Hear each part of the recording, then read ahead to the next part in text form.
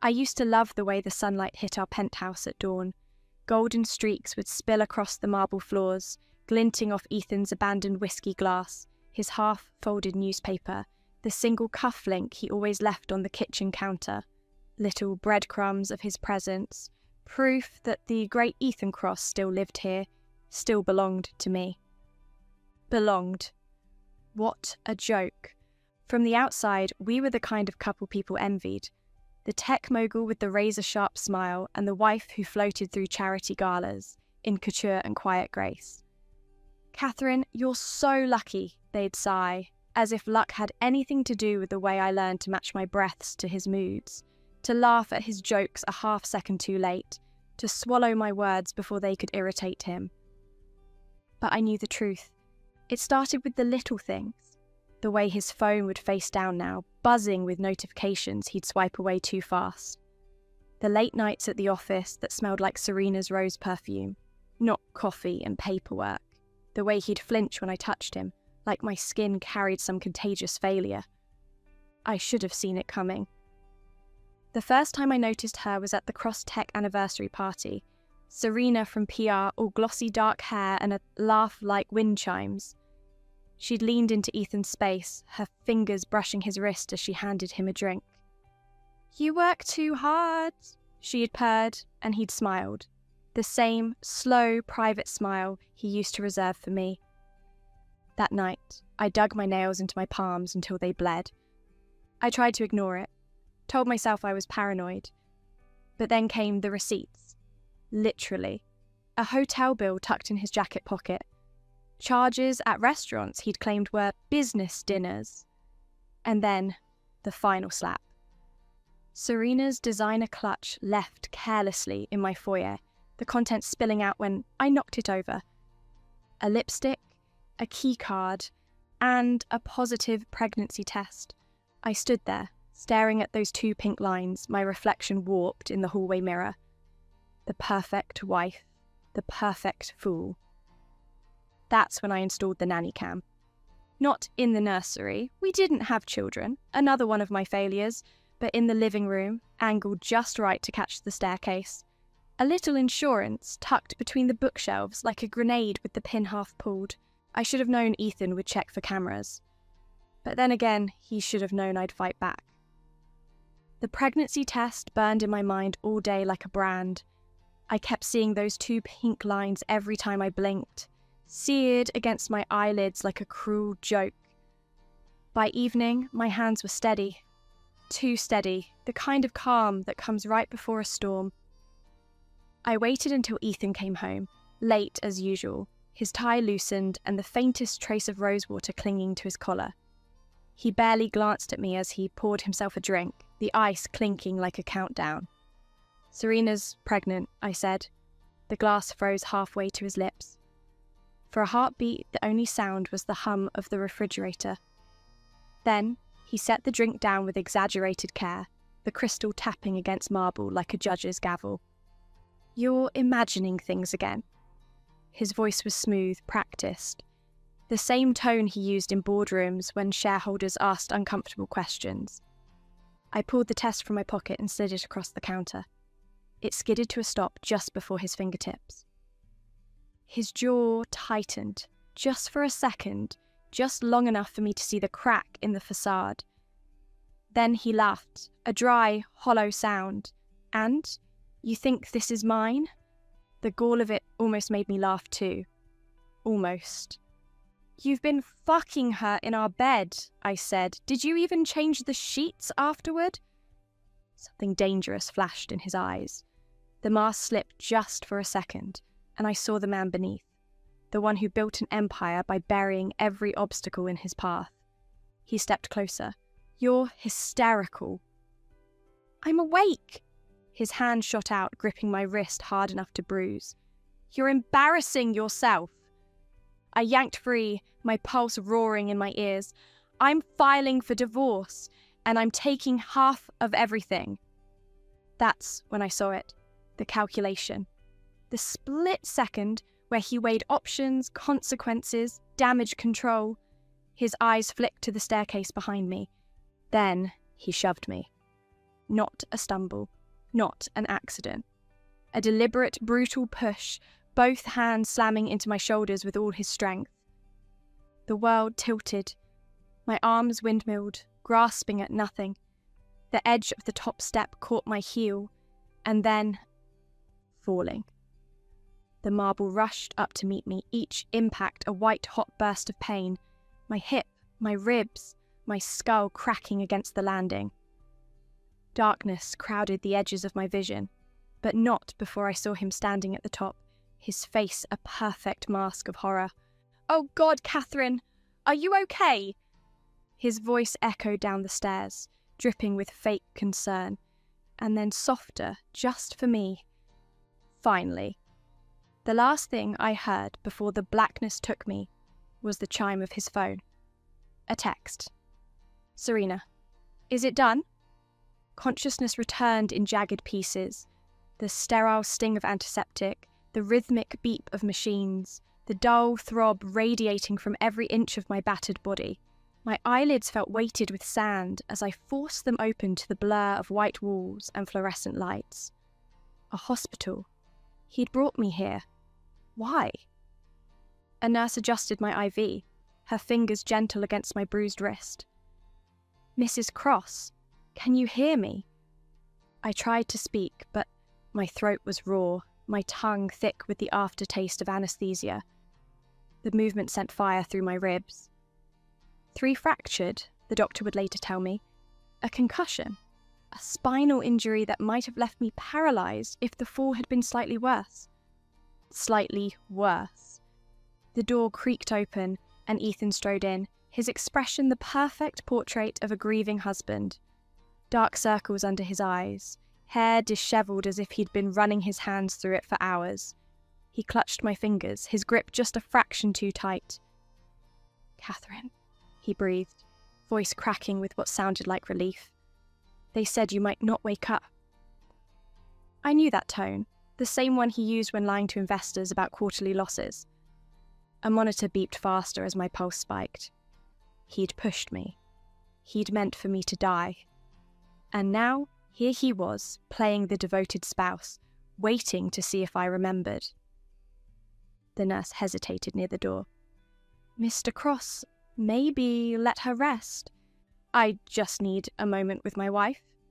His smile didn't reach his eyes. The second the door clicked shut, his grip turned vice-like.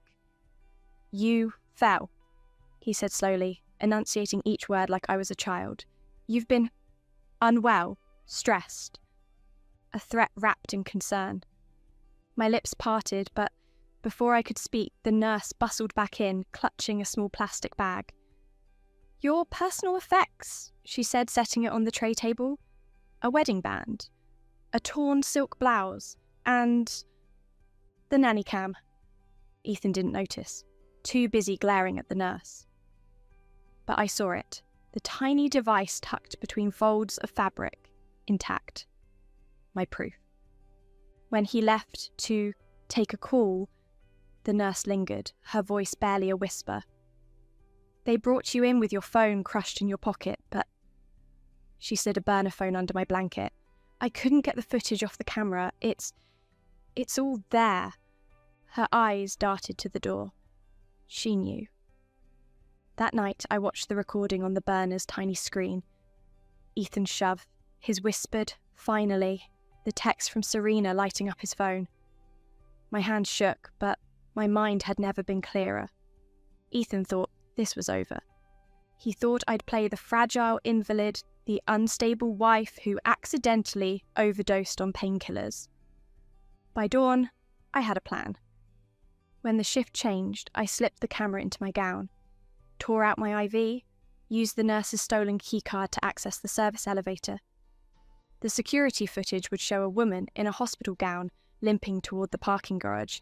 Then, nothing. Let Ethan explain that to the press. Rain lashed against the cabin's tin roof like nails being hammered into a coffin. I counted each drop, teeth gritted, as I forced my left leg to bear weight for the first time since the fall. The doctor's voice echoed in my memory, possible permanent nerve damage, but I'd stopped listening after. Possible, Possible meant hope, and hope was the only currency I had left. The cabin smelled of pine resin and damp wool, a far cry from the antiseptic sterility of the hospital or the jasmine-scented prison of Ethan's penthouse. I'd bought it years ago under an alias, a whimsical escape plan I never thought I'd need. Now, its rotting floorboards and spider-webbed windows were my sanctuary and my training ground. I gripped the rusted kitchen counter, knuckles bleaching white as I attempted a step. Fire shot up my left side, my knee buckling instantly. The hardwood floor rushed up to meet me, just like the staircase had. This time, I caught myself. Panting, I dragged myself upright using a chair. The pain was a living thing, coiling around my spine with razor teeth. Good. Pain meant I was alive. Pain meant I could still feel. The mirror above the sink showed a stranger. Sunken cheeks, matted hair, eyes like shattered glass. The Catherine Cross who'd floated through galas in silk and pearls was dead. Whoever stared back at me now was something sharper, something hungrier. I started small. Finger exercises with stolen dumbbells, rebuilding grip strength to hold a pen, a knife, a gun. Then the real work began. Leg lifts that left me sobbing, crawling across the floor until my palms bled, standing showers because sitting meant admitting defeat. The burner phone buzzed weakly with news alerts. Ethan had declared me mentally unstable, a runaway wife who'd suffered a breakdown. The press ate it up. Photos showed him at my memorial, arm around a glowing Serena, her baby bump barely hidden under couture black. I pinned those articles to the wall. Each morning I stretched torn muscles and studied them. Each night I iced swollen joints and memorized every lie. By week 6, I could walk 10 steps without collapsing. By week 8, I could run. The day I snapped a rabbit's neck with my bare hands, quick, clean, efficient, I didn't flinch. Survival had sanded me down to my bones, and what remained was pure, unflinching purpose. Ethan thought he'd broken me, but broken things can be reforged, and the woman, stepping out of that cabin, wasn't Catherine Cross anymore. She was vengeance wearing skin. The glow of 3 monitors cut through the cabin's darkness, painting my face in eerie blue light. Outside, the wind howled through pine trees like a warning, but here, in my makeshift war room, the only sound was the furious clack of keys. I traded blood-stained bandages for coding manuals, physical therapy for penetration testing. The internet didn't care if my left leg still spasmed when I stood too long. It only responded to skill. And I was becoming very skilled. Ethan's empire was built on firewalls and lies. Time to burn them both down. His password habits were laughably predictable. Our anniversary date unlocked his personal email. Serena's birthday accessed his cloud storage. But the real treasure came when I brute-forced his offshore accounts. Transaction histories showing payments to a private investigator. My stomach twisted as I opened the files. Surveillance photos of me at physical therapy, notes speculating about my memory loss. A single chilling line. Subject remains unstable. Proceed with termination protocol if located. The bastard was still trying to kill me. I sipped lukewarm coffee, the bitterness mirroring my smile. 2 could play at hunting. Cross-text servers were harder, but not impossible. A phishing email disguised as a shareholder update gave me a backdoor into their system. I moved like a ghost through financial reports, board meeting minutes, encrypted memos, and found gold. Ethan wasn't just cheating on me. He was cheating investors, faked clinical trial results for a new medical app, millions funneled through shell companies, and the piece de resistance, screenshots of him arguing with Serena about DNA tests. That baby wasn't his. My fingers flew across the keyboard, compiling evidence into airtight folders. Bank records, voice recordings, even security footage of Ethan bribing an FDA official at a hotel that just happened to be registered under... I froze. the same hotel where Serena had stayed last month. A few keystrokes later, I was viewing their reservation history. Ethan's mistress had been meeting someone else, frequently. The same man appeared in every lobby camera, Dr. Nathan Price, Crosstech's lead researcher. The timeline made my pulse spike. Serena's pregnancy began 2 weeks after Ethan's last overnight business trip. But Nathan had checked into that hotel every Thursday for months. I leaned back, the chair creaking under my weight. All this time, Ethan had been played just like he'd played me. The irony tasted sweeter than the coffee. Now came the fun part. I created a new email account, attached the most damning files, added one final touch, a screenshot of Nathan's text to Serena, "He'll never know it's mine." The cursor hovered over Ethan's inbox. Not yet. Revenge was a dish best served with proper timing. And first, I needed to make sure everyone was watching when he took the first bite. The passport photo stared back at me with unfamiliar eyes. Lena Carter, investigative journalist, age 34, brown hair instead of blonde, green contacts masking my natural blue. A subtle prosthetic nose bridge completed the transformation. Not enough to look like costume, but sufficient to blur recognition at a glance. I tested the signature in the mirror. Lena's looping L, so different from Catherine's sharp angles. The motion felt foreign, like breaking in new shoes. But then again, so did walking without a limp now that the physical therapy had taken hold. The cabin's floorboards creaked as I packed my last bag. 3 months of isolation had sanded me down to something hard and gleaming. The burner phone buzzed with an alert. Ethan was speaking at the Tech Forward conference next week. Perfect timing. I ran my fingers over the press credentials I'd forged. The hologram shimmered under lamplight, indistinguishable from the real thing. Getting hired at the Chronicle had been easier than expected. A few well-placed pictures under my new alias, some borrowed clips from obscure European papers, and suddenly, Lena Carter had a byline. The final touch came from a box buried in the closet. Catherine Cross's emergency fund, 50,000 in untraceable bills, the one smart decision I'd made years ago when Ethan first started coming home with lipstick on his collar, back when I still believed in second chances. The money bought more than just a new life. It bought silence. A private investigator who asked no questions. A makeup artist from the film industry who specialised in age progression.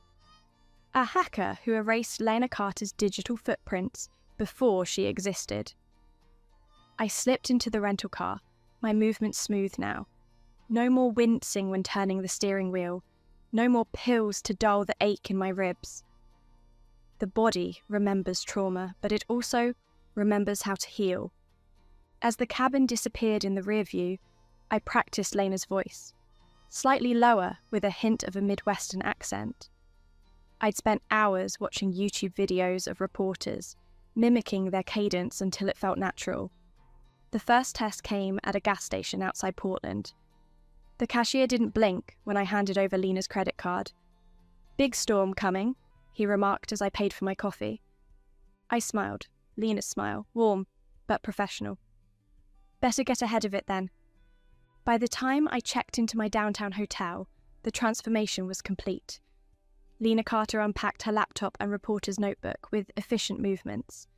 She ordered room service without hesitation. She prepared for tomorrow's interview with Crosstech's CFO like this was any other assignment. Only when the bathroom mirror fogged from my shower did I allow myself one moment of weakness, tracing the outline of my real face beneath the steam, whispering the name I couldn't yet abandon. Tomorrow, I would walk into Crosstech headquarters. Tomorrow, the game truly began. The Crosstech lobby smelled like money and paranoia, expensive leather mixed with the sharp tang of disinfectant wipes. I adjusted my press badge, feeling the weight of the encrypted drive in my blazer pocket. Lena Carter didn't fidget. Lena Carter belonged here. Serena's office was on the 42nd floor, all glass walls and curated vulnerability. Through the transparent barrier, I watched her, flawless as ever, cradling her barely there baby bump while scrolling through her phone. The diamond on her left hand caught the light every time she moved. My old diamond. The elevator ding broke her concentration. She looked up, irritation flashing across her Botox-smooth forehead before schooling her features into polite disinterest. Miss Price? I extended a hand, Lena's silver bracelet glinting. Lena Carter, Chronicle Business. I'm doing a feature on women in biotech leadership. Her grip was cool and practiced. You'll want to speak with PR first. I would. I leaned in conspiratorially. But between us? My editor wants the real story about how you're revolutionizing clinical trials while... A meaningful glance at her stomach. Managing other priorities. Her shoulders relaxed a fraction. Vanity was always the easiest door to kick in. The interview was a masterclass in narcissism. Serena preened about her promotion, her vision, her whirlwind romance with the grieving widower. I nodded along, recording every word, waiting for the perfect moment. You must be thrilled about the paternity leave policies, I ventured during a lull. Her manicured fingers stilled on her latte cup. Excuse me? Mr. Cross mentioned Crosstech's new family initiatives at the last board meeting. I tapped my pen against the notebook. Especially touching, given... I let the sentence hang. Her smile turned brittle. Given what? I hesitated just long enough to seem reluctant. The rumours are nonsense, obviously, but you know how people talk when a pregnancy coincides with a sudden engagement. The flush creeping up her neck told me everything. As I packed up, I accidentally knocked over my bag. Files scattered across her pristine floor, including a very visible manila envelope labelled Price Medical Records. She snatched it up before I could react. What is... Sorry, that's not for the piece. I made a grab for it, letting her see just enough. A lab report with Nathan Price's name, a date that didn't match her timeline. Her breath hitched. I left her clutching that envelope, her perfect world cracking at the edges. By the time the elevator doors closed, she was already dialing. Not Ethan, if I guessed right, but, the private OBGYN, whose number I'd conveniently included in those accidental files. The real beauty part? None of it was fake, just carefully curated truths waiting for the right moment to detonate. Ethan had taught me well. The first cracks appeared in his signature. I watched from the press pool as Ethan Cross took the podium at the Innovator Awards, his usual commanding presence just slightly off, the way his left eye twitched during the applause. How his polished opening line stumbled over a syllable. The sheen of sweat on his temple under the stage lights, despite the auditorium's chill. He hadn't slept. I knew the signs. My anonymous tip to the SEC about Crosstech's financial irregularities had hit the news cycle yesterday. Not enough for charges, yet, but sufficient to send investors scrambling. The stock had dropped 14% before trading was suspended. A reporter from Bloomberg raised her hand. Mr. Cross, how do you respond to allegations of baseless? His knuckles whitened around the microphone. Next question. Too sharp. Too fast. The Ethan I knew would have charmed his way through this, turning accusations into a joke about jealous competitors. But this version, this was a man fraying at the edges.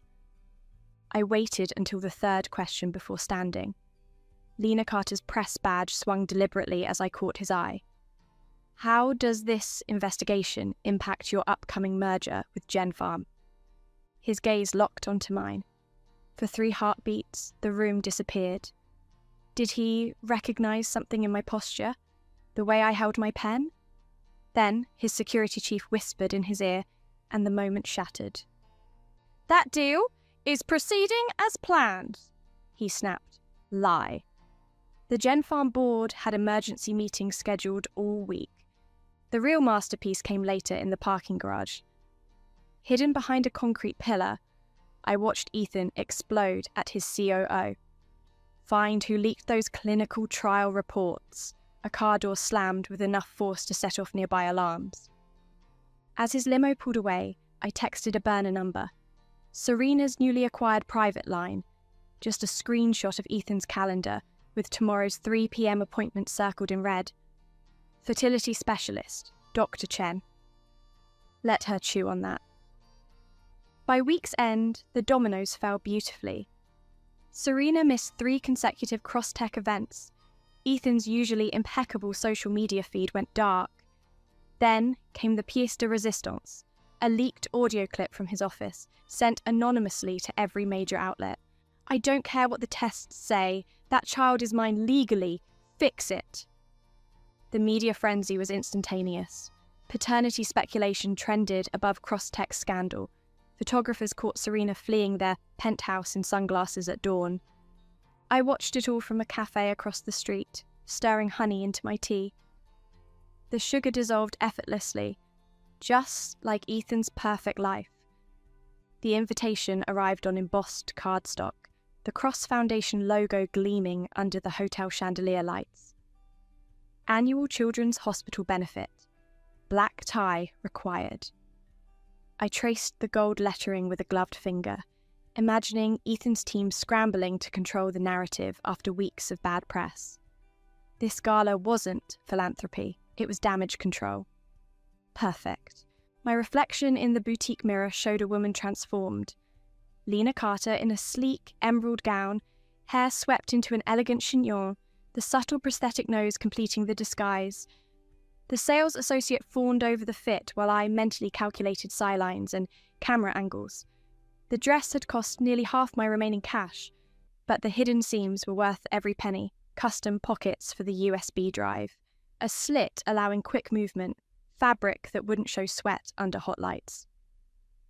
At the tech rental shop, I tested the miniature transmitter one final time. Testing audio levels, I murmured, watching the waveform spike on my laptop. The device was smaller than a hearing aid, designed to clip inside my clutch beside the lipstick tube that wasn't really lipstick. The real masterpiece waited back at my apartment, an edited video compilation synced to play across multiple screens simultaneously. Ethan's shove, Serena's text, the damning financial documents, all set to trigger when I pressed the panic button, disguised as a compact mirror in my bag. As dusk fell, I applied the final touch. Catherine's signature perfume, dabbed lightly behind my ears. Just enough to haunt. The gala would be packed with reporters, investors, everyone who mattered in Ethan's world. Let him see his dead wife in every shadow. Let him wonder which smiling face hid the knife. Tonight, the phantom became real. The ballroom glittered like a gilded cage, crystal chandeliers refracting light across champagne flutes and diamond cufflinks. I moved through the crowd with practiced ease, Lena Carter's polite smile firmly in place. My pulse steady despite the USB drive burning a hole in my clutch. Ethan held court near the stage, his arm draped around a tight-lipped Serena, both of them performing marital bliss for the cameras. His tuxedo was immaculate, but I didn't miss the way his free hand kept flexing, a telltale sign of the Xanax he'd started taking since the paternity scandal broke. I positioned myself near the AV booth, close enough to see the technician's screen. The gala's schedule glowed on the monitor. 8:15 p.m. Honorary speech by Ethan Cross. Right on cue, the MC tapped the microphone. Ladies and gentlemen, our esteemed host. The room erupted in applause. Ethan ascended the steps, his smile not quite reaching his eyes. As he adjusted the mic, I slipped the transmitter from my clutch and thumbed the activation switch. The screens behind him flickered. For one glorious second, Ethan's face filled every display. Then, the footage cut to the nanny cam recording. There I was, backlit by the foyer's chandelier, turning to face him on the staircase. The audio was crystal clear. Finally! Gasps rippled through the crowd as the video continued, Ethan checking my pulse, then texting Serena. She's gone. The screen split, showing bank transfers to offshore accounts, falsified clinical trial data, even security footage of him handing a briefcase of cash to the coroner. Chaos erupted. Reporters surged forward. Serena recoiled as the final clip played. A close-up of her ultrasound report, time-stamped weeks before she and Ethan had even slept together. I stepped into the light, removing Lena's wig in one smooth motion. The room went dead silent. Ethan's champagne flute slipped from his fingers, shattering on the stage. His lips formed my name, but no sound came out. I tilted my head, Catherine's smile sharp enough to draw blood. Surprise! A single drop of sweat slid down Ethan's temple as the ballroom screens flickered again. The footage changed to something rawer, more intimate.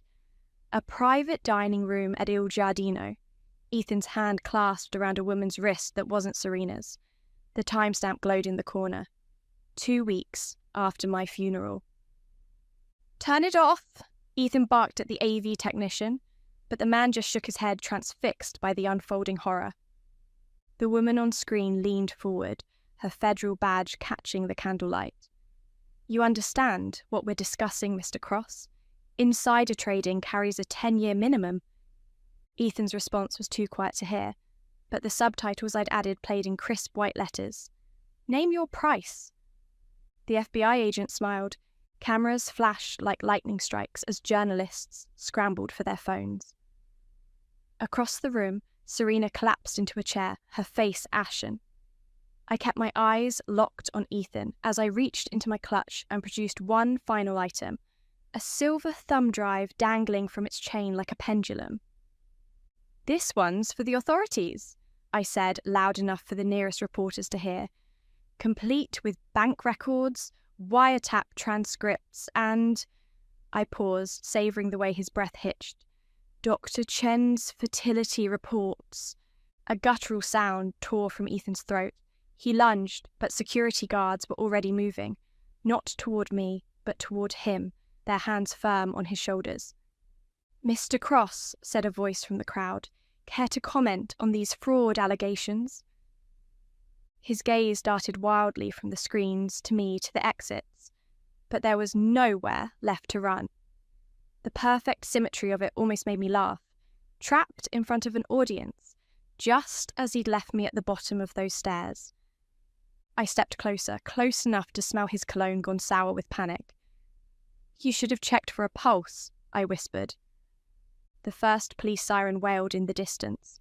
6 months later, the sound of waves against the yacht's hull replaced the echo of courtroom applause. I stretched my bare feet across the teak deck, the Mediterranean sun warming skin that no longer carried bruises. The newspaper beside me fluttered in the salt breeze. Ethan's sentencing announcement buried on page 6, right below Serena's plea deal. The burner phone vibrated with its final alert. "Asset liquidation complete." I smiled and tossed it overboard. Monaco's skyline glittered in the distance, all sharp edges and stolen light, not so different from the world I'd left behind. But here, the only cameras were the ones I chose to face. A crew member approached with a mimosa, his gaze carefully averted from the scar peeking above my swimsuit strap. "Madame's requested documents have arrived." He presented a sealed envelope with gloved hands. Inside, 2 items. A birth certificate for Leo Jonathan Price, born 3 weeks prior, dark-haired and perfect, and a signed confession from Nathan, detailing every secret he and Serena had kept from Ethan. The latter would make excellent kindling. The former... I traced the embossed letters, imagining the boy growing up far from scandals and staircases, with a mother who'd already sacrificed everything to protect him. Serena hadn't been difficult to find, holed up in that Swiss clinic with her newborn and dwindling funds. Our conversation had been brief. "Take the money," I'd said, sliding the adoption papers across the table, but he never learns Ethan's name. She'd signed without hesitation. A shadow fell across the deck. James, my quietly lethal new security chief, cleared his throat. "The journalist from Vanity Fair insists on an interview. Tell her Catherine Cross gives no comment." I sipped my drink. "But Lena Carter might be available. Next year. He smirked and retreated, leaving me to watch the horizon blur between sea and sky. There were no cameras here, no hidden recorders, just the steady rhythm of a life rebuilt on my own terms. The past had been settled in blood and ink. Ethan's empire dismantled, his reputation shredded, his remaining years to be spent in a cell with men who'd make him long for the push that started it all. As for me, I lifted my glass to no one in particular, the champagne bubbles catching the light like diamonds, or shattered glass. Funny how endings could taste so much like beginnings.